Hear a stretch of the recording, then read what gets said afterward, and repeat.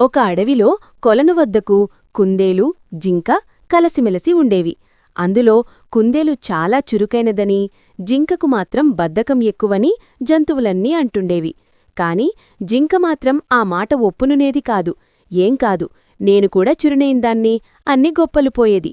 ఒకరోజు ఇదే మాటపైన జంతువుల మధ్య వాదన వచ్చింది.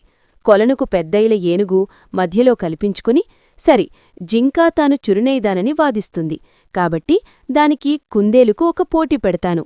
ఒక పెద్ద దుంపను మన కొలను ప్రాంతంలోని దాచిపెడతాను. దాన్ని ఇద్దరిలో ఎవరు వెతికి తీసుకువస్తే వారే విజేత. ఆ దుంప మొత్తాన్ని బహుమతిగా పొందవచ్చు అని చెప్పింది. దానికి కుందేలు జింక సరేనన్నాయి. మిగతా జంతువులన్నీ ఉత్కంఠగా చూస్తున్నాయి. పోటీ మొదలుకాగానే కాసేపు గబాగబా వెతికిన జింకకు అంతలోనే విసుగువచ్చింది. అబ్బా, ఇంత పెద్ద ప్రాంతంలో ఆ దుంపను వెతకటమంటే కష్టమే. అలసిపోయాను, ముందు విశ్రాంతి తీసుకుంటాను అని ఓ చెట్టు వద్ద కూర్చుండిపోయింది.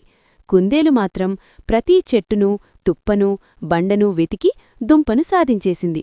తీరా చూస్తే ఆ దుంప జింక కూర్చున్న చెట్టు తొర్రలోనే ఉంది. జంతువులన్నీ విజేత అయిన కుందేలు ఉత్సాహాన్ని, చురుదాన్ని మెచ్చుకున్నాయి. అయ్యో, పక్కలే ఉన్న బద్ధకంతో చూడక ఓడిపోయానే అన్ని బాధపడి జింక అప్పటినుంచి తన పద్ధతి మార్చుకుంది.